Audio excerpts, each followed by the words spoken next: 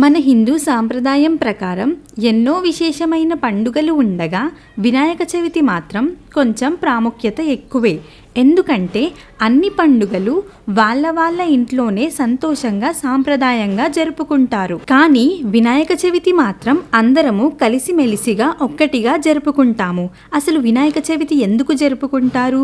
వినాయకుడు ఎలా జన్మించారు?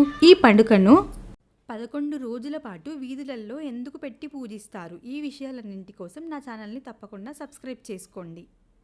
ముందుగా అసలు వినాయకుడు అంటే ఎవరు? వినాయకుడు అంటే సాక్షాత్తు ఆ శివపార్వతుల యొక్క ముద్దు బిడ్డ. అతన్ని వినాయకుడు, విఘ్నేశ్వరుడు, గణేశుడు, గణపతి, లంబోదరుడు, ఏకదంతుడు, వక్రతుండు, సిద్ధి వినాయక అని ఎన్నో పేర్లతో పిలుస్తారు. అసలు విఘ్నేశ్వరుడు ఎలా జన్మించారు? పూర్వం గజాసురుడు అనే రాక్షసుడు ఉండేవాడు. అతను మహాశివుడి కోసం ఘోర తపస్సు చేశాడు. అలా ఎన్నో సంవత్సరాల నుంచి చేయడం వలన మహాశివుడు అతన్ని భక్తికి మెచ్చి ప్రత్యక్షం అవుతాడు. అప్పుడు పరమేశ్వరుడు ఇలా అంటాడు, ఓ గజాసురా, నేను నీ భక్తికి మెచ్చాను, నీకేం వరం కావాలో కోరుకో అని అన్నాడు. అది విన్న గజాసురుడు, ప్రభు, నాది ఒక చిన్న కోరిక మాత్రమే, మీరు ఎప్పుడూ నాతోనే ఉండిపోవాలి అనే ఆశ తప్ప నాకు ఎలాంటి కోరికలు లేవు. అందుకే మీరు నాలో భాగమై ఎప్పటికీ నా కడుపులోనే ఉండిపోవాలి అని కోరుతున్నాను. కానీ గజాసురుడు అలాంటి కోరిక ఎందుకు కన్నాడో తెలుసా? సాక్షాత్తు ఆ పరమేశ్వరుడే తన కడుపులో ఉంటే 14 లోకాలలో తనని చంపేవారే ఉండరని, అలాంటి ఆలోచన చేసే ధైర్యం కూడా ఎవ్వరూ చెయ్యరు అనే స్వార్థం మాత్రమే. అయితే మహాశివుడి గురించి తెలిసిందే కదా, ఆయన బోలాశంకరుడు. ఒక్కసారి వరమిస్తే చాలు, అసలు ఎందుకిచ్చాడు, ఎవరికిచ్చాడు అని ఆలోచించకుండా ప్రసాదిస్తాడు. ఇంకా అప్పటికప్పుడే వెంటనే గజాసుడి కోరిక మీదకు అతని కడుపులోకి ప్రవేశిస్తాడు. అలా కొంతకాలం గడిచిన తర్వాత పార్వతీదేవి తన పతిదేవుడి యొక్క జాడ తెలుసుకోవడం కోసం శ్రీ మహావిష్ణువు దగ్గరికి వెళ్ళింది.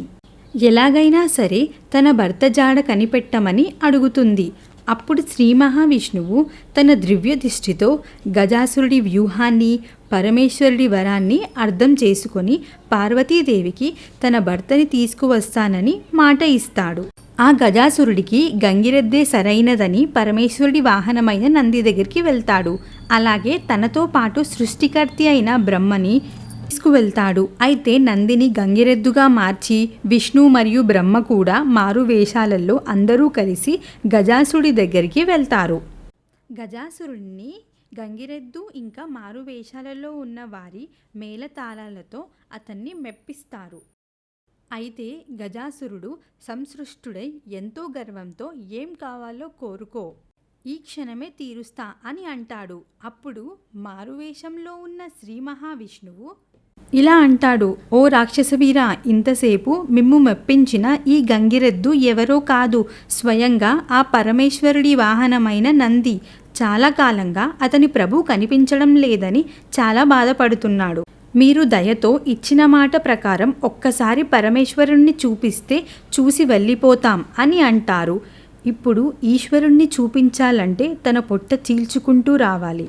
ఈ విషయం గ్రహించిన గజాసురుడు భయంతో ఇంకా అతని మరణం తథ్యం అని మహాశివుడితో ఇలా అంటాడు, స్వామి, అహంకారంతో నేను చేసిన తప్పులను మన్నించండి. కానీ మరణించే ముందు నాది ఒక చిన్న కోరిక. నా మరణం తర్వాత కూడా నా ఈ శిరస్సును ముల్లోకాలు పూజించేలా మీరే చెయ్యండి స్వామి అని అంటాడు. అప్పుడు మహాశివుడు తదాస్తు అని ఆశీర్వదిస్తాడు. అప్పుడు శ్రీ మహావిష్ణువు గంగిరెద్దుకి సైగ చేస్తుండగా అప్పుడు గంగిరెద్దు కాలు దువ్వుతూ తన కొమ్ములతో గజాసుడి పొట్టను చీల్చి తన ప్రభువుని బయటకు తీసుకువస్తారు. అప్పుడు శ్రీ మహావిష్ణువు పరమేశ్వరుడితో నవ్వుతూ ఇలా అంటాడు, ఓ పరమేశ్వర, మీరు మీ భక్తులకు ఆలోచించకుండా ఇస్తున్న వరాలకు ముప్పతిప్పలు పడుతున్నాము. ఇకనైనా కాస్త చూసుకొని వరాలు ఇవ్వండి అని వివరిస్తారు.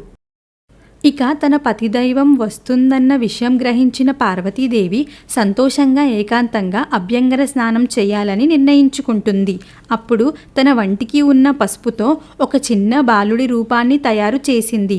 అతనే తన కుమారుడుగా భావించి ఆ రూపానికి ప్రాణం పోసింది. ఇప్పుడు ఆ బిడ్డనే మనము గణేశుడు అని పిలుస్తున్నాము. అయితే ఏకాంతంగా స్నానం చేయాలి అనుకున్న పార్వతీదేవి తన కుమారుడైన గణేశుడితో ఇలా అంటుంది. నాయనా, నేను స్నానం ఆచరించాలనుకుంటున్నాను. నీవు ద్వారకానికి కాపలాగా ఉండి నా అనుమతి లేకుండా ఎవ్వరినీ లోపలికి రానివ్వకుండా చూడు అని చెప్తుంది. అప్పుడు గణేశుడు అలాగే అమ్మా అని ద్వారానికి కాపలా కాస్తాడు. ఇంతలో ఈశ్వరుడు ఆ గజాసురుడి కడుపులో నుంచి వచ్చి ఏకాంత మందిరంలోకి వెళ్ళాలి అనుకుంటాడు. కానీ గణేశుడు తన తల్లి మాట మేరకు ఈశ్వరుని లోపలికి వెళ్ళడానికి అడ్డుకుంటాడు. అప్పుడు పరమేశ్వరుడు, నాయనా, ఎవరు నువ్వు?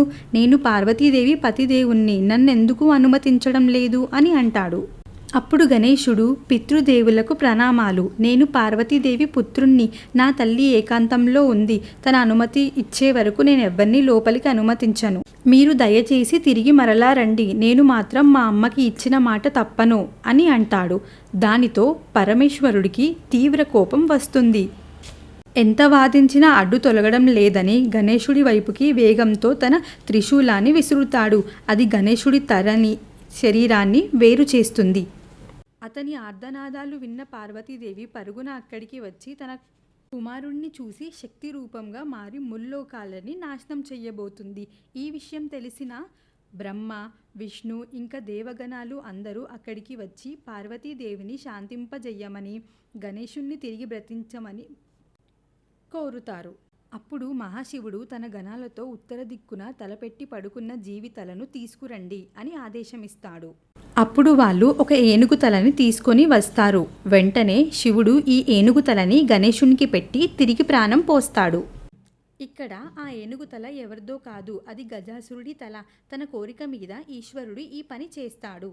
అలా తిరిగి ప్రాణం పోసుకున్న రోజే గణేశుడి పుట్టినరోజుగా భావించి భాద్రపద శుక్లపక్షం రోజే వినాయక చవితి జరుపుకుంటారు. ఇక వినాయక చవితి ఎందుకు జరుపుకుంటామో అర్థమైంది కదా.